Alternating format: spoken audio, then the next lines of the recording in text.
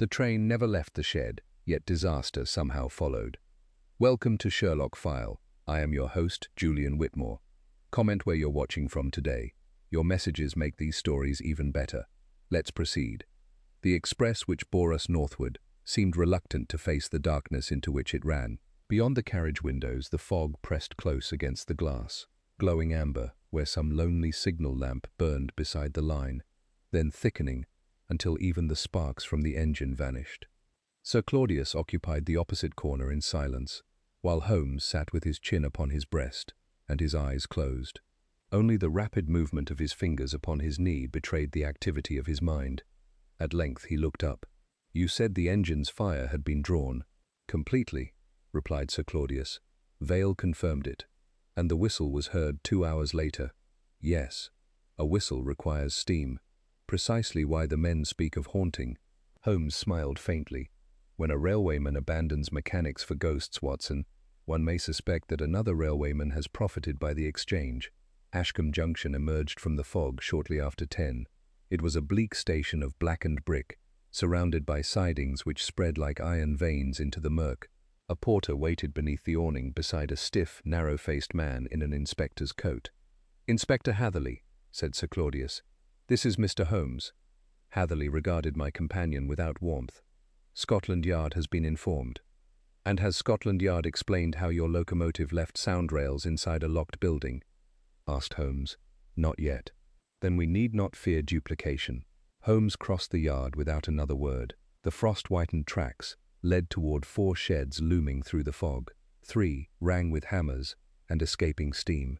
The 4th stood apart, silent and guarded by a constable. The chain had been removed, but the oak doors remained closed. Holmes halted several yards away and examined the frozen cinders with his lens.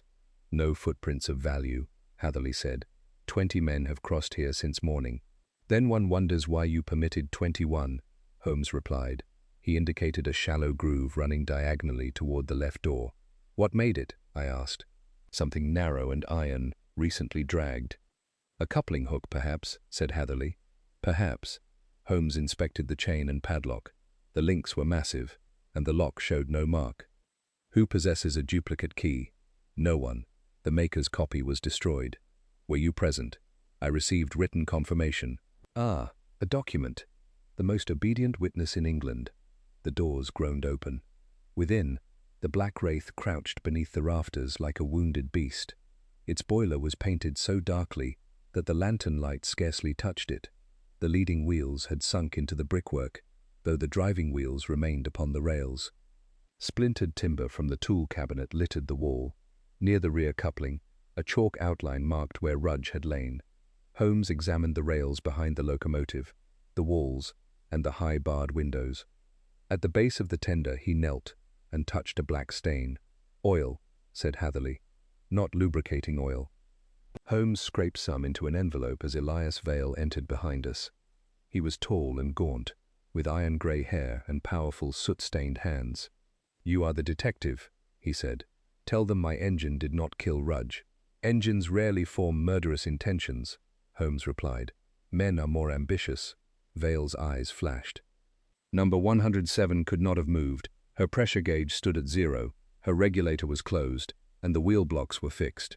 I set them myself." Holmes climbed onto the footplate and examined the controls, furnace, gauge, and brake. Then he leaned from the cab toward the displaced block. "This block was not thrown by the wheel," he said. Vale stared. "It was found across the shed.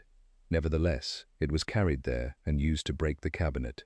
Hatherley laughed impatiently. "What evidence supports that?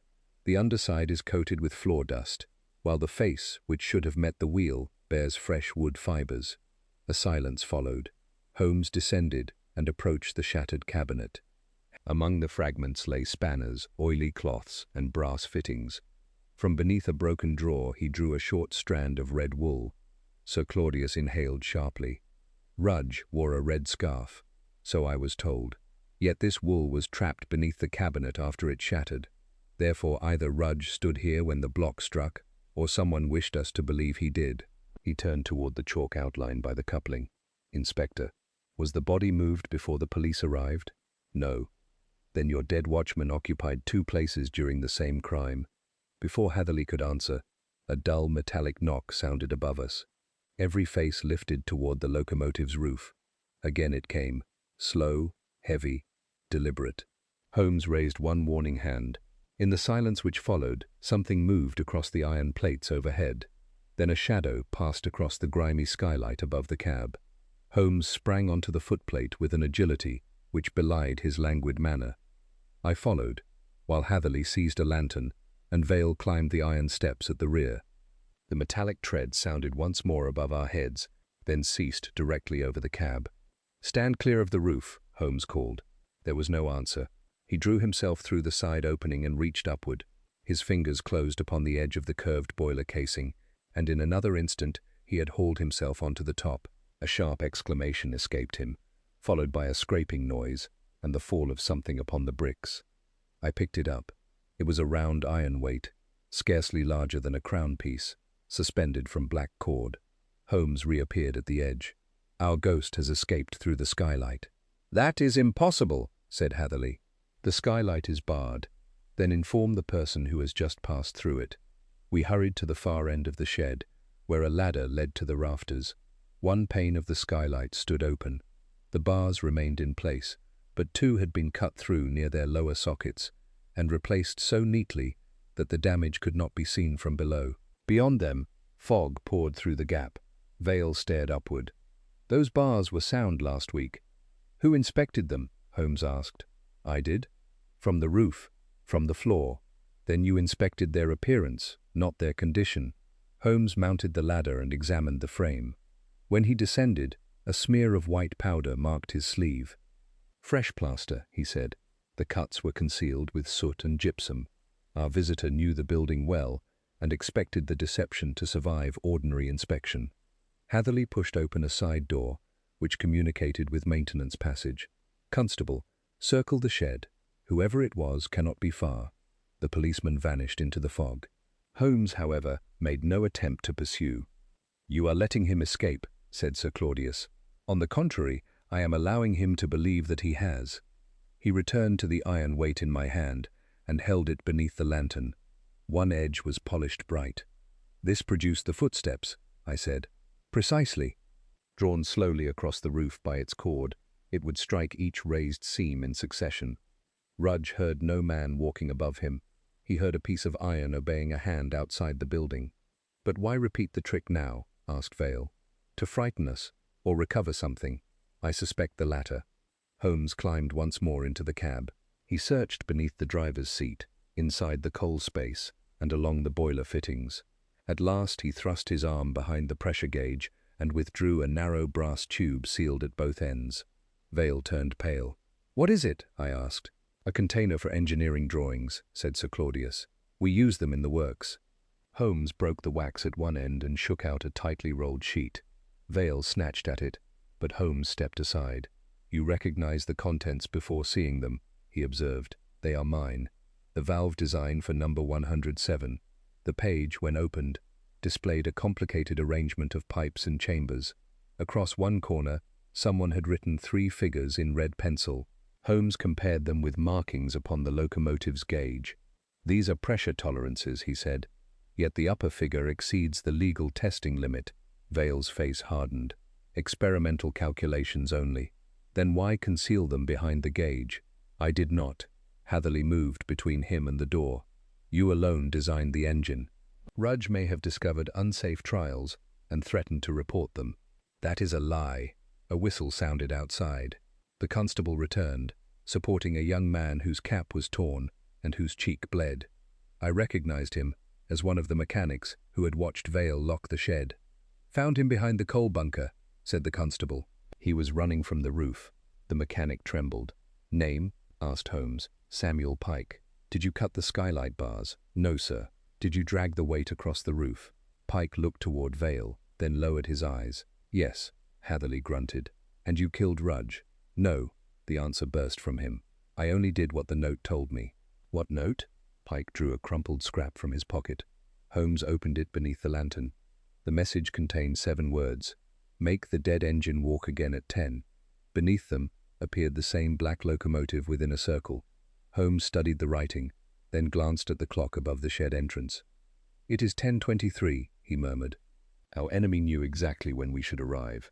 At that instant, from beneath the derailed engine, there came a hiss of escaping steam. The hiss sharpened into a shriek. Holmes seized Pike by the collar and dragged him backward as a jet of white vapor burst from beneath the locomotive, sweeping across the place where the mechanic had stood. Vale sprang toward a red-handled valve fixed low upon the boiler, but Holmes barred his way. "Do not touch it." The steam thickened, filling the shed with a scalding cloud. Hatherley shouted for the doors to be opened, and we stumbled into the cold air, while Vale remained near the engine, staring as though his own creation had betrayed him. Within moments the sound diminished. Holmes wrapped a handkerchief about his mouth and returned inside. I followed at a safer distance. He knelt beside the leading wheels and directed his lantern beneath the frame. "A copper reservoir," he said, "small, detachable, and fitted to a concealed pipe. It was charged before the engine entered the shed." Vale crouched beside him. "There is no such reservoir in my design. Yet someone has added one. Observe the fresh solder." Hatherley peered under the frame. "Could that have moved the engine? No. It could produce a whistle, release steam, and persuade superstitious men that a dead boiler remained alive. It is theatre, not force." Holmes traced the concealed pipe until it disappeared behind the cylinder casing. There he found a wire stretched toward the rear coupling. "The device was timed?" I asked. "Released by tension. When Pike climbed down, he must have disturbed the cord which ran from the roof through the skylight." Pike shook his head. "I touched nothing but the weight." "Which was sufficient. Your employer intended the steam to drive us from the shed while he recovered the brass tube." Hatherley grasped Pike's shoulder. "Who sent the note?" "I do not know. It was beneath my lodging door this morning, with 5 sovereigns. It said my sister's debt would be exposed unless I obeyed." "What debt?" asked Holmes. Pike's lips tightened. Vale answered for him. "His sister was employed in the accounts office. She was dismissed 3 months ago. Accused of stealing," Pike said bitterly. "But she never took a farthing." Sir Claudius frowned. "The missing sum was considerable." "Who discovered it?" Holmes asked. "Hatherley," said Vale. The inspector's narrow face reddened. "That has nothing to do with Rudge." "Perhaps not. But unrelated facts have an inconvenient habit of becoming relatives." Holmes turned to the chalk outline. He measured the distance between it and the shattered cabinet, then examined the floor through his lens. Near the rear rail he found a crescent impressed in the grime. "A heel mark?" I suggested. "A metal rim from a crutch or walking stick. Our murderer, or one who moved the body, required support upon the right side." Sir Claudius looked around. "No one here uses a stick. Not publicly."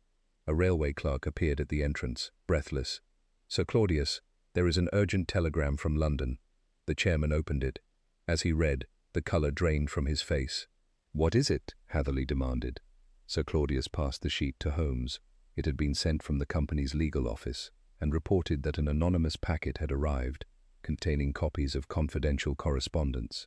Unless £50,000 were delivered within 48 hours, the papers would be sent to Parliament and the press. "Blackmail," I said. "More than blackmail," Sir Claudius whispered. "Those letters concern the accident at Gorse Valley 8 years ago." Vale stepped back. Holmes's gaze moved between them. The earlier death to which Rudge referred. No one answered. At last Sir Claudius said, "A locomotive left the rails during a private trial. The driver was killed. We reported mechanical failure. And the truth? The engine had been ordered beyond its safe speed. The order came from the board." "Signed by whom?" Sir Claudius looked toward Vale. "By both of us." Vale's voice was low. "Rudge was the fireman. He survived." Holmes folded the telegram. "Then the ghost has acquired a history." A cry sounded outside. The constable who had pursued Pike's accomplice staggered through the doorway, one hand pressed to his temple. "There was a man in the fog," he gasped. Limping, I followed him to the signal cabin, but he struck me from behind. "Was anything taken?" asked Hatherley. The constable nodded. "The night register." Holmes's expression changed. He rushed past us toward the cabin. We found the door open and the ledger shelf empty. Upon the desk lay Rudge's extinguished lantern and a smear of black oil. Holmes touched it, then smelled his fingertip. "The substance from beneath the tender," he said. Not oil at all, Watson, but printer's ink. From the fog beyond the cabin came the beat of a locomotive whistle, 3 notes, though no train was scheduled upon the line. Holmes extinguished the cabin lamp with a swift turn of the key and motioned us away from the windows. 3 short blasts, he whispered. Not a warning, a summons. The whistle sounded again, farther to the east, where the sidings vanished into fog. Hatherley reached for the revolver beneath his coat, but Holmes caught his wrist. A firearm is useful only when one knows where to point it. At present, the darkness possesses that advantage. He opened the cabin door a fraction. Through the whiteness came the faint clank of coupling chains, and the groan of wheels moving at no more than a walking pace. "There is no scheduled train," said Sir Claudius. "Then someone is operating an unscheduled one," Holmes replied. We followed the rails in single file, keeping close to the signal posts. The sound led us toward an abandoned goods platform half a mile from the sheds. There, beneath a broken lamp, stood a small inspection engine coupled to one covered wagon. Steam curled from its funnel, yet no driver occupied the cab. Hatherley ran forward and mounted the step. "The regulator is barely open." "Close it," said Holmes. The engine stopped with a sigh. Its wagon door was secured by a length of wire twisted through the latch. Holmes cut it with his knife. Inside lay bundles of discarded timetables, sacks of coal dust, and an old hand press used for printing station notices. "The ink," I said. Holmes nodded. Our anonymous warnings were prepared here. Upon the press rested a metal plate engraved with the black locomotive and circle. Beside it lay a box containing company stationery. Hatherley seized several sheets. "This proves Pike had an accomplice among the staff." "It proves only that the culprit had access," said Holmes. "At the rear of the wagon, we discovered the missing night register. 4 pages had been torn from the entries covering the hours between 9 and 2. Holmes held the remaining leaves obliquely toward the lamp. "Pressure marks," he murmured. The writer pressed heavily enough to impress the sheet beneath. Using the side of a pencil, he shaded the paper until faint words emerged. The first entry recorded that Rudge inspected Shed 4 at 10:15. The next stated that he had seen a man near the eastern siding at 11:20, followed by a name only partly visible, Mr. H. Hatherley's face darkened. The word might be anything. Indeed, it might even be Hatherley. The inspector stepped toward him. "Are you accusing me?" "I am reading indentations. Accusations require firmer material." The final surviving trace was more remarkable. 12:05. Heard bell beneath floor. Vale stared at the line. "There is no bell beneath Shed 4. Holmes folded the page and returned it to the book. "Then perhaps we should ask what lies beneath the shed." Sir Claudius hesitated. "An old drainage tunnel passes under the eastern wall. It was sealed after the Gorse Valley affair." "Sealed by whom?" "Rudge and 2 laborers." "Were those laborers still employed?" "One died. The other was Thomas Vane, the driver's younger brother." Holmes's eyes narrowed. "And where is Mr. Vane now?" "No one knows. He disappeared after accusing the company of murdering his brother." A sudden thud came from the locomotive cab. Hatherley wheeled around. A figure in a railway coat leapt from the far side and vanished behind the wagon. We pursued him across the cinders. I caught a glimpse of a bent back and an uneven stride before he slipped between 2 lines of standing carriages. Holmes did not follow directly. Instead, he turned sharply toward a points lever and pulled it. A loose freight wagon rolled from a siding, blocking the fugitive's path. The man swerved, stumbled, and fell. Hatherley was upon him first. He dragged away the scarf covering the stranger's face. It was Samuel Pike. "You were under guard," Sir Claudius cried. Pike stared wildly. "I escaped when the steam burst. I came for the register." "Why?" asked Holmes. "Because it names my sister." Holmes's expression sharpened. "Not Hatherley, then. Helen." Pike closed his eyes. "My sister found the Gorse Valley letters in the accounts room. Rudge promised to help her expose them. Last night he sent word that he had discovered where the original order was hidden." "In the drainage tunnel?" I asked. Pike nodded. "But before he could show her, someone killed him." A low bell rang beneath our feet. Once, twice. Then, from the darkness under the platform, a man's voice called faintly, "Open the tunnel, or the girl dies." The voice was followed by a woman's muffled cry and metal scraping against stone. Holmes dropped to one knee, pressing his ear to the rail. "Not beneath the platform," he said. "The sound travels through the drain." "He is waiting inside shed 4. Holmes rose without apparent fear. "Hatherley, keep Pike here. Sir Claudius, remain with him. Watson, Vale, you come with me." We hurried along the sidings toward shed 4. The constable at the entrance had vanished. His lantern lay upon the cinders. Holmes bent over it. No blood. He was lured away. The doors stood open. Inside, the black wraith loomed amid thinning steam. Holmes crossed to the chalk outline and tapped the bricks with his lens. Near the rear coupling, one section returned a hollow note. Vale knelt beside him. "There was never a hatch here. Not in your plans." They scraped aside the grime. A rectangular seam appeared beneath coal dust and oil. An iron ring lay within a groove. Holmes hooked it with his knife and lifted. A trapdoor rose, revealing stone steps descending into darkness.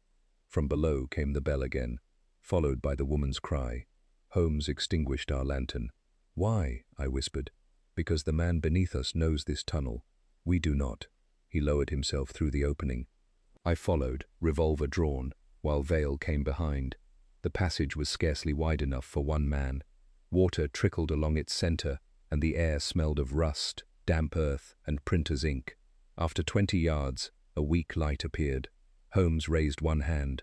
Beyond a bend stood a brick chamber, where an old signal bell hung from a bracket. A wire ran from it into darkness. Helen Pike sat bound to a chair beneath the bell. She was a pale young woman with her brother's dark eyes. A cloth covered her mouth, and a rope looped around her neck passed upward through a pulley. Its other end was fastened to a lever beside the wall. No captor was visible. Holmes studied the floor. Then he pointed to a wet footprint leading behind a stone buttress. "Come out," he said. "Your right boot leaks at the heel." A pistol barrel appeared first. The man who followed was tall, hollow-cheeked, and dressed in a railway guard's coat. He leaned upon a black cane. "Thomas Vane," said Vale. The man's face twisted. "You remember me, then?" "I remember your brother. You remember ordering him to death." Vane pressed the pistol against Helen's temple. "Drop your weapon, Doctor." I obeyed. "You killed Rudge," Vale said. "Rudge lost his courage. He hid the original speed order in this tunnel, but when Helen found the letters, he proposed selling them back to the company. He demanded half the money." Helen shook her head violently. "A disagreement over justice," Holmes observed, "or over £50,000. Vane's eyes flicked toward him. "You think you understand. I understand that you arranged a haunting to conceal an ordinary conspiracy. You used the cut skylight, iron weight, and steam reservoir to frighten Rudge into opening this hatch. But he recognized you. He deserved what he received. You struck him beneath the jaw with your cane, breaking his neck. Then you dragged him to the coupling and shattered the cabinet with the wheel block. The red wool caught beneath it because his scarf brushed the floor while you moved him." Vane tightened his grip upon Helen. "One more word and she dies." Holmes continued. "Yet you made one serious error. The locomotive did not derail itself." Vane smiled. "No? You lifted it." Vale stared. "The tunnel passes beneath the leading axle," Holmes said. "A hydraulic jack below pushed the wheels upward, while a cable pulled them sideways. When the jack withdrew, the wheels crashed through the brick floor. The lock doors were irrelevant because the force came from beneath." Vane's smile vanished. Holmes stepped nearer. "But you could not operate such a device alone. Your injured leg makes it impossible to work the pump quickly. Therefore, your accomplice is still here." A shadow moved behind us. Vale gave a strangled cry. Inspector Hatherley stood at the tunnel entrance, pistol raised. "Very good, Holmes," he said. "Now step away from the girl." Vane looked toward him in alarm. "You said no one would discover the hatch, and you said Rudge had destroyed the register." Hatherley's voice was cold. "We have both been disappointed." Holmes regarded the inspector with contempt. "The missing company funds, Helen Pike's dismissal, the duplicate key, and the printed threats. You supplied access, money, and information. Vane supplied vengeance. I supplied a future," Hatherley replied. "The railway ruined enough men. Tonight it will repay 2 of them." Behind him came a scrape of metal. Hatherley glanced back.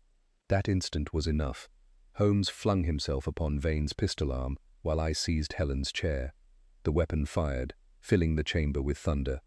The bullet struck the signal bell, which screamed above us as the lever beside the wall dropped. Somewhere beneath the locomotive, machinery groaned into motion. The floor lurched. Dust sifted from the ceiling, and the iron lever shuddered as though a gigantic hand had seized it below. "Release the girl!" Holmes cried. I dragged Helen's chair clear, while Vale threw himself against the lever, but it had locked in its lowered position. Overhead came the grinding of metal upon brick. The hydraulic apparatus was lifting the locomotive again. Hatherley fired. The shot struck the wall beside Holmes, showering him with fragments. Before the inspector could fire again, Pike appeared behind him and drove a shoulder into his back. They fell into the water channel, grappling for the pistol. Vane tore himself from Holmes and reached for the rope attached to Helen's neck. Holmes caught the cane instead. It came apart, revealing a steel core weighted at the handle. "The weapon which killed Rudge," he said. Vane struck, but Holmes turned the blow and sent the cane beneath the pulley. The rope snapped taut. Helen's chair tipped, and I caught her before the loop tightened. Above us, bricks cracked with a report like musket fire. "The engine is shifting!" Vale shouted. "If it falls through, the roof will bury us." Holmes glanced once at the pipework along the chamber wall. "The pump feeds through that main valve. Close it." Vale sprang toward a rusted wheel set beyond Hatherley and Pike. Hatherley broke free, rose to one knee, and aimed at him. Pike seized the inspector's wrist. The pistol discharged into the ceiling. A slab of mortar fell between them, and Hatherley's weapon vanished into the dark water. Vale reached the valve and strained against it. It would not move. "Clockwise," Holmes called. "It is jammed." Vane, who had recovered his cane, rushed at Holmes with a hoarse cry. Holmes stepped aside at the last instant. Vane's injured leg failed beneath him, and he crashed against the signal lever. The mechanism jerked farther downward. A tremendous impact sounded overhead. "The front axle has cleared the rail," Vale gasped. "Another inch, and the whole engine will overturn." Holmes snatched the severed rope from the floor, looped it around the valve wheel, and passed the end to me. "Pull, Watson." Together we hauled. The wheel resisted, then turned with a shriek. Somewhere in the wall, water hammered through pipes. The groaning above slowed, faltered, and ceased. For one moment, no one moved. Then the machinery reversed. The locomotive descended with a thunderous crash. The chamber ceiling split. Vale dragged Helen toward the passage while Holmes and I followed. Pike came next, forcing Hatherley before him.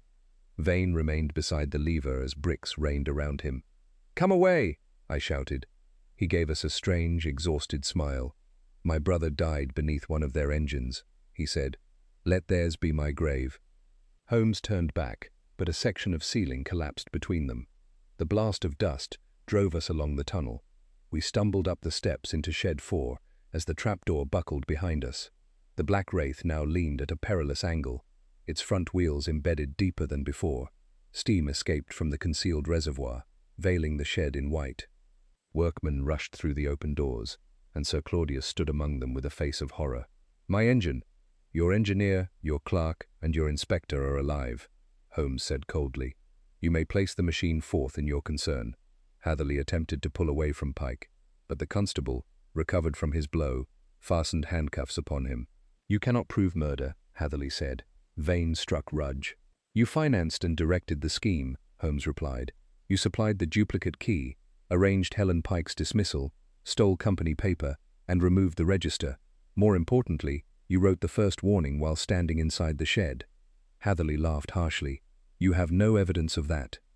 Holmes removed the brass tube from his coat. "The wax seal bears a thumbprint in printer's ink. Your right thumb carries the matching cut. When you attempted to recover the tube, you left both identity and intention upon it." The inspector looked at his hand and said nothing. Sir Claudius approached Helen. "Where is the original Gorse Valley order?" She pointed toward the ruined trapdoor. "Rudge hid it in an iron box beneath the pump. Then it may be destroyed," he whispered. Holmes watched him closely. "That prospect appears to relieve you." Sir Claudius stiffened. Before Holmes could continue, a faint knocking rose beneath the broken floor. 3 slow blows, then 2. Vale turned pale. "Vane is alive." Holmes knelt beside the shattered bricks and listened. His expression became grave. "No," he said, "that is not Vane's signal." From below came 3 more knocks. followed by a voice scarcely audible through the rubble. "Holmes," it called. "Ask Sir Claudius, who was driving at Gorse Valley." Holmes's head lifted sharply. "Who are you?" he called. For several seconds there was only the settling of bricks. Then the voice answered, weaker than before. "Edwin Marr, former testing foreman. They said I had gone abroad." Sir Claudius stepped backward. Vale stared at him in astonishment. "Marr disappeared after Gorse Valley," said the engineer. "We believed him dead." "Not dead," came the voice. "Buried conveniently." Holmes turned to the workmen. "Bring jacks, timber and shovels. No man touches the locomotive until the roof below is braced." The men obeyed with admirable speed. While they cleared the broken trapdoor, Holmes watched Sir Claudius with an attention more disquieting than accusation. "You told us the driver was killed," he said. "He was. But Marr asks who was driving." Sir Claudius's lips moved without sound. Vale seized his arm. "Claudius, what did you conceal?" The chairman pulled free. "This is neither the time nor place." "On the contrary," said Holmes, "a living witness beneath several tons of masonry makes the place excellent and the time urgent." A gap was opened beside the trapdoor. Through it we saw a hand blackened with dust. The workman passed a rope around the wrist and, after 10 anxious minutes, drew forth a spare, grey-bearded man in a torn signalman's coat. Blood marked his forehead, but his eyes were clear. Helen knelt beside him. "Mr. Marr, you know him?" I asked. "He found me after Vane took me. He tried to free me before Hatherley came." Marr looked toward the handcuffed inspector. "That one locked me in the lower chamber when he learned I meant to speak." Hatherley's composure cracked. "The old man is mad." "Then madness has an excellent memory," Holmes replied. "Doctor, attend to him." I examined Marr and found no fracture, though his ribs were badly bruised. He refused to lie down. "Ask Merivale," he insisted. Holmes crouched beside him. "Who drove the trial locomotive at Gorse Valley?" Marr pointed a trembling finger at Sir Claudius. "He did." Vale recoiled as though struck. Sir Claudius's face became ashen. "I was on the footplate only as an observer." "You took the regulator," said Marr. "You wanted the speed record before the shareholders' meeting. George Vane warned you the curve was unsafe. You ordered him away from the controls." "That is false. I saw it. Rudge saw it. And Mr. Vale saw what remained afterward." All eyes turned toward the engineer. Vale's shoulders sagged. "I arrived after the derailment. Sir Claudius told me Vane had disobeyed orders. He said the company would collapse if the truth emerged." "And so you signed the report," Holmes said. "Yes." Thomas Vane's muffled cry rose beneath the floor. The workman had reached him at last. He was dragged from the tunnel with one leg pinned uselessly beneath him, but alive. When he saw Marr, grief and fury transformed his face. "You promised my brother justice," he said. "I promised truth," Marr answered. "You chose murder." Vane looked away. Holmes took the recovered night register from Hatherley's coat and placed it beside Marr. "Why did Rudge summon you last night?" He had found the iron box. He feared Vane and Hatherley meant to use the papers for blackmail rather than exposure. He asked me to witness their contents. "Did you come to the shed?" "At 11. Rudge admitted me through the drainage tunnel. We opened the box. The original order was there, but one page was missing."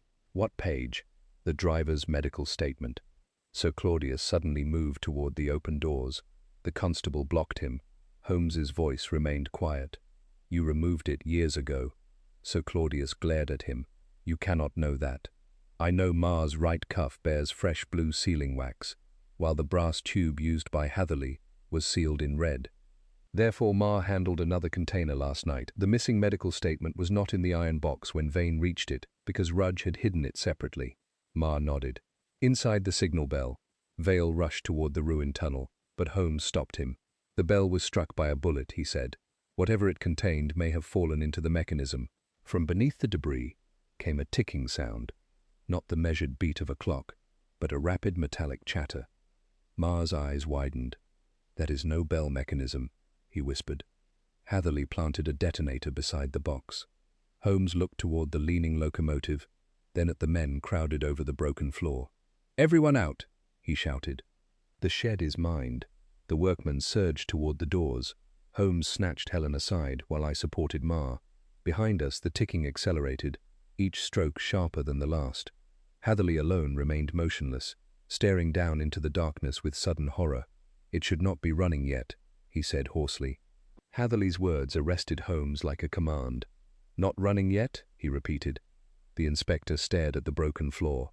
"The fuse was arranged for midnight tomorrow. Then someone has altered it." The ticking raced beneath us. Holmes thrust Helen toward me. "Take her and Ma beyond the coal siding. Vale, clear the shed. Pike, bring Hatherley." He dropped through the shattered trapdoor before any of us could prevent him. I confess that for an instant I hesitated between obedience and friendship. Then, placing Ma's arm around Helen's shoulders, I ordered 2 workmen to assist them and followed Holmes into the tunnel.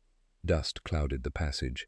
Ahead, his lantern flashed over fallen masonry and pipes. The metallic chatter came from the chamber beneath the locomotive, where a brass clockwork device had been fixed to a box. Its flywheel spun. Holmes knelt beside it. "Stay back, Watson. You know as much of explosives as I do. Less, but I know more of men." He examined the wires without touching them. One ran to a detonator beneath the box.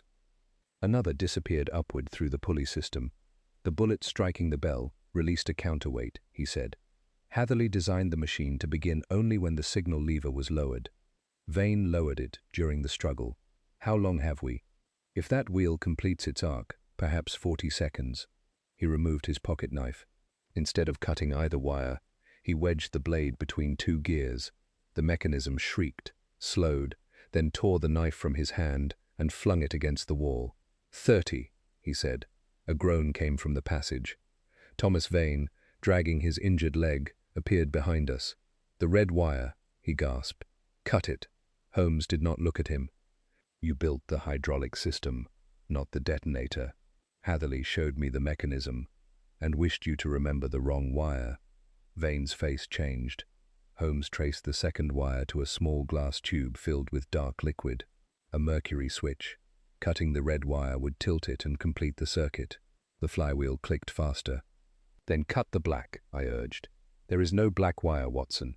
He seized the entire clockwork casing and twisted. The screws held. 10 seconds could not have remained. Vane suddenly thrust his cane beneath the box and heaved. The iron container shifted, exposing a narrow pipe leading into the drainage channel. "The water main!" Holmes cried. Together, they forced the box sideways. Holmes kicked open the pipe valve. A torrent burst upward, flooding the mechanism. Sparks snapped blue around the gears. The flywheel stopped. For several moments, the only sound was water rushing around our boots. Holmes rose and regarded Vane. "You have postponed the gallows, though not necessarily avoided them." Vane sank against the wall. "I did not know Hatherley meant to kill Helen. He said the explosives were only insurance against discovery. Criminal partnerships often suffer from unequal disclosure." We returned to the shed, where Hatherley stood guarded by Pike and the constable. When he saw Vane alive, hatred crossed his face. "You fool," he said. "We could have buried all of them." Vane struck him with the open hand. Holmes stepped between them. "Enough, Inspector. Your plan has failed, but one question remains. Who advanced the clockwork?" Hatherley smiled. "You expect me to answer?" "No. I expect Sir Claudius to do so." The chairman, who had been edging toward the doors, froze. Holmes walked to the locomotive and pointed beneath its tender. "When we first entered, I found printer's ink there. Hatherley used it while preparing the warnings. Yet later, in the signal cabin, the same ink appeared upon Rudge's lantern. That lantern had been removed from the body before Hatherley returned with the key." Sir Claudius said nothing. "Only one person apart from the murderer knew where Rudge had fallen before the shed was opened," Holmes continued. "The man who met him here after midnight." Ma stared at the chairman. "You came for the medical statement?" "Yes," Holmes said. "Rudge summoned Sir Claudius before summoning Ma. He offered to sell the document. Sir Claudius refused, but saw Hatherley leave through the tunnel after killing him. Rather than raise an alarm, he searched the body, moved the lantern, and later advanced the explosive clock to destroy the evidence and everyone who could expose Gorse Valley." Sir Claudius's composure broke. "I meant only to destroy the box. You altered a device whose construction you did not understand. That is not innocence. It is merely incompetent murder." The constable moved toward him. Sir Claudius snatched a workman's hammer and struck the steam valve beside the cab. Vapor burst across the shed. Through the cloud came the clang of the locomotive's brake releasing. The black wraith began to roll backward toward the open doors. The engine gathered speed swiftly. "Points!" Holmes shouted. "Set the outer siding." Vale sprang toward the lever beside the doors, but steam blinded him. The black wraith rolled into the fog, its wheels striking the rail joints with accelerating blows. Beyond the shed lay a descending track which joined the main line nearby. A passenger express was due from York. Holmes seized the rear coupling as it passed. For an instant he was dragged over cinders. Then he gained the footplate and vanished into the vapor. I ran after him, though the locomotive was already moving beyond pursuit. "Signal cabin!" cried Vale. We raced toward it. Pike supported Vane, while the constable kept Hatherley between them. Sir Claudius had disappeared. Inside the cabin, the signalman lay bound beneath the desk. I cut him free as Vale threw the main signal to danger. "It will not stop the engine," the man gasped. "The express is already past Ashcombe East." Holmes could not see it, but he could hear it. In the fog came the distant roar of the approaching train. The black wraith was now a shadow upon the gradient. Holmes climbed over the tender and reached the cab. He pulled the brake lever, but nothing happened. Sir Claudius had smashed its linkage when he struck the valve. Vale stared through the cabin window. "There is a sand lever beside the regulator. If he opens it fully, the wheels may grip." The signalman shook his head. "Not at that speed." Holmes found the lever and hauled it down. Sand poured beneath the driving wheels. Sparks flared along the rails, briefly illuminating his narrow figure against the fog. The runaway slowed, but not enough. "Turn it into the quarry siding," Vale said. "The points are locked from here," replied the signalman. I looked toward the lever frame. One handle bore a brass plate marked quarry. A chain and padlock secured it. "The key?" I demanded. "Hatherley keeps it." All eyes turned toward the inspector. He smiled. "Then perhaps the company will lose its precious engine after all." Pike struck him across the mouth and searched his pockets. No key appeared. Holmes, still aboard the locomotive, leaned from the cab and studied the track ahead. Suddenly, he climbed onto the side ladder and dropped. He struck the embankment, rolled twice, and lay motionless. I rushed from the cabin, but Vale caught my arm. "Look!" The black wraith continued without him. Ahead, through a gap in the fog, the express headlamp appeared. Holmes rose. Limping, he ran toward the quarry points and knelt beside the locked mechanism. From his coat, he drew the weighted cane taken from Vane. With 2 blows, he shattered the chain. The point lever resisted. Holmes braced both feet and pulled. The rails shifted. The runaway engine swung onto the quarry siding, seconds before the express thundered past upon the main line. The force of its passage hurled Holmes into the ditch. The black wraith continued toward an unfinished embankment, where the rails ended above a chalk pit. Vale covered his face. A crash rolled across Ashcombe like thunder. When we reached Holmes, I found him bruised but conscious. He waved away my assistance and pointed toward the signal cabin. "Sir Claudius." We returned at once. The chairman was nowhere to be seen. During the confusion, he had slipped through the rear door and taken the quarry key from Hatherley before Pike searched him. "Why steal a key to points Holmes had already forced?" I asked. "Because the key opens something else," Holmes replied. He examined Hatherley's empty watch pocket, then the inspector's boots. One heel bore a small brass scratch. "The company safe," said Helen. "The same pattern of railway key opens the old account room lock." Sir Claudius was not fleeing the station. He was destroying the final evidence. We crossed the yard to the administrative building. Smoke crept beneath an upstairs door. Pike broke it open, revealing the accounts office in flames. Sir Claudius stood beside the iron safe, feeding papers into the grate. The constable advanced, but Holmes stopped him. "Let him finish that bundle," Sir Claudius laughed wildly. "At last, Mr. Holmes, you are too late. On the contrary, the papers you are burning are copies." Holmes reached into the safe and withdrew a leather ledger from behind the cash drawer. The genuine record was placed where no honest auditor would look, among the director's private dividends. Sir Claudius lunged. Holmes stepped aside, and the chairman struck the safe door. The constable seized him. Holmes opened the ledger. Inside lay the original Gorse Valley order, the medical statement, and a list of payments to Hatherley. But one entry made Holmes pause. Beside the date of Rudge's death appeared a payment made that morning to Elias Vale. Holmes held the ledger nearer the firelight. £500, he said, paid to Elias Vale at 8 o'clock this morning. Vale, who had entered behind us with Ma and Helen, stopped in the doorway. The soot upon his face made his sudden pallor more striking. I received no such payment. Sir Claudius gave a bitter laugh.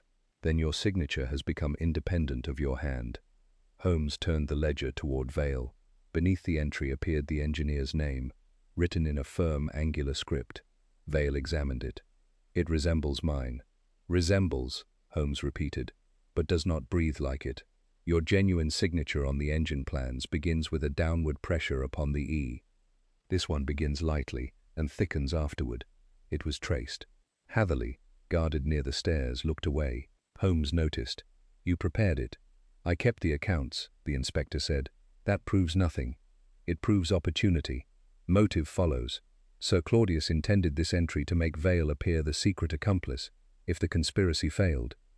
Sir Claudius struggled against the constable. The entire company would have perished through Vale's recklessness. My recklessness, Vale cried. You drove at Gorse Valley, and you designed an engine that could not survive the speed. Holmes closed the ledger sharply. There lies the structure of this case. Each guilty man placed his own burden upon another. Sir Claudius blamed Vale. Vale accepted a false report to preserve his position. Hatherley robbed the company and condemned Helen. Vane transformed grief into murder. Rudge discovered the truth but attempted to sell it. A chain of cowardice, with one dead driver at its beginning. Ma gripped the back of a chair. George Vane was not ill. The medical statement will prove it. Holmes opened the folded document. His eyes moved swiftly across the page.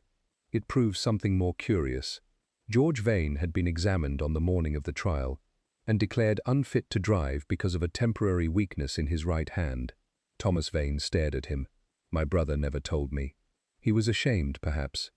Sir Claudius knew of the condition and removed the statement because it explained why he took the regulator. Yet the paper does not absolve him. It records that the trial was to be postponed. Vale bowed his head. I signed that instruction, and later signed the opposite account, said Holmes. A crack sounded from the burning wall. Smoke thickened. We carried the ledger and papers outside while the station brigade brought hoses. In the yard, dawn had begun to weaken the fog. The ruined Black Wraith lay invisible beyond the quarry siding, but its final crash seemed still to echo among the sheds. Lestrade arrived shortly afterward from London, red-faced and indignant at having missed nearly every danger. Holmes gave him the ledger, the forged payment, the brass tube, and the weighted cane. He also directed him to the clockwork device and the hydraulic pump beneath shed 4. Lestrade listened, then pointed toward Vale. Am I to arrest the engineer? For concealing the facts of Gorse Valley, perhaps, Holmes replied. For Rudge's death, no. And Vane. He struck Rudge with the cane. Hatherley planned the blackmail, supplied the mechanism, and assisted the concealment. Sir Claudius tampered with the explosive and attempted to destroy evidence. Your carriage will require several compartments. Thomas Vane stood upon a stretcher, his injured leg bound by my hands. I wanted justice. You wanted justice to wear the mask of terror, said Holmes. The mask became your face. Helen approached him. Did Rudge truly mean to betray us? Holmes regarded her with unexpected gentleness. He meant to secure money for himself, but he also preserved the medical statement and called Ma as a witness. Men are seldom entirely noble or entirely base. Hatherley was led away first. He passed Pike without speaking. Sir Claudius followed, still protesting that the railway owed its survival to his decisions. Vane went last, his eyes fixed upon the eastern fog. When they had gone, Vale asked, What of number 107? Holmes looked toward the quarry. Recover the metal if you wish. The reputation cannot be recovered. You knew from the beginning that the derailment came from below. Not from the beginning. The clean rail, undamaged flanges, and 3-foot movement proved the wheels had been lifted. The groove outside the doors showed where part of the pumping apparatus had been dragged in earlier. The hollow bricks confirmed the rest. And the locked shed. A magician values a locked door because everyone watches it. No one thinks to examine the floor. Holmes turned away as the first pale sunlight reached the rails. The locomotive never haunted Ashcombe, Watson. It merely carried the weight of men who feared the truth more than they feared death, and that weight derailed them. 3 weeks after our return to London, the Ashcombe affair reached its conclusion in a manner quieter than its beginning, but scarcely less instructive. Holmes and I were seated once more before the fire in Baker Street when Lestrade arrived, carrying a packet of official papers. He placed them upon the table with the expression of a man who had solved a difficult problem and was determined not to discuss how much assistance he had received. "Hatherley has confessed," said he, "not freely, of course. The ledger, the forged payment, and Pike's evidence left him little room. He admits stealing the company funds, arranging Helen Pike's dismissal, and conspiring with Vane to obtain the Gorse Valley papers." "And Rudge?" I asked. "Vane will stand trial for the killing. He insists he struck only once, intending to silence him, not murder him." Holmes stirred the coals. "A distinction which interests defendants more than dead men. Sir Claudius is charged with suppressing evidence, attempted destruction of documents, and endangering life through the explosive device. Vale has resigned and will testify for the Crown. Marr's statement has been accepted, and the board has ordered a public inquiry into Gorse Valley." "What of Helen and her brother?" I asked. "The accusation against her has been withdrawn. The missing money was traced to an account controlled by Hatherley. Pike will face no charge for the roof trick, provided he gives evidence." Lestrade paused, evidently saving one item. "They recovered the Black Wraith from the quarry, damaged beyond repair. Curiously, the company directors have ordered it broken up." "Not curious," said Holmes. "Men destroy symbols when they cannot destroy memories." Lestrade departed after extracting from Holmes a promise that Scotland Yard would receive proper credit. When the door had closed, I turned to my friend. "There is one point which remains obscure. How did you know Sir Claudius had advanced the detonator rather than Hatherley himself?" Holmes reached for the Persian slipper and filled his pipe. "Hatherley believed the mechanism would activate the following night. His astonishment when it began was genuine. Vane, on the other hand, did not understand the mercury switch. Sir Claudius alone possessed both opportunity and desperation. He visited the shed before coming to Baker Street, though he concealed the fact. You deduced that at our first meeting. I suspected it. The chalk on his cuff came not merely from inspecting damaged stock. Beneath it was a crescent of green corrosion from the brass casing of the clockwork device. He had leaned against it while altering the dial. Then why accept the case without confronting him? Because suspicion is not proof, Watson. Had I accused him in Baker Street, he would have destroyed every surviving document and warned Hatherley.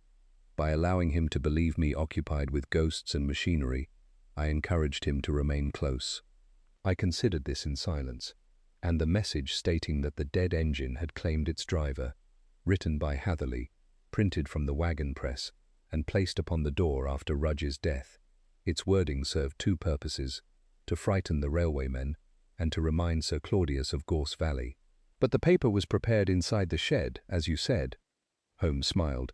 "The sheet carried brick dust of a pale yellow, found only beneath shed 4, where the drainage chamber had been cut. Hatherley wrote it below, climbed through the hatch, and fixed it outside after locking the doors with his duplicate key." "So the locked shed was never locked to the murderer." "Precisely. A lock proves only that a particular entrance was closed at a particular time. It does not prove that every entrance was known." He lit his pipe and watched the smoke curl toward the ceiling. I asked whether he felt any sympathy for Thomas Vane. "For the brother, yes. For the murderer, less. Suffering may explain a crime, but it does not ennoble it. Vane wished to expose corruption, yet he accepted blackmail, terror, and death as instruments. In the end, he resembled the men he hated. And Sir Claudius. His punishment began long before the police touched him. For 8 years he lived beside a truth which could not remain buried. Every whistle in the night must have sounded like Gorse Valley. Outside, a cab rattled through the rain. Holmes lifted his violin and drew the bow softly across the strings. "The public will remember a haunted locomotive," I said. "The public prefers a ghost to an account ledger." "And what should they remember?" He looked toward the darkened window. "That machines obey laws, Watson. Men merely imagine they can escape them." Then he began a quiet air, and as the fire sank lower, the Black Wraith passed forever from mystery into memory, where no fog could conceal its truth.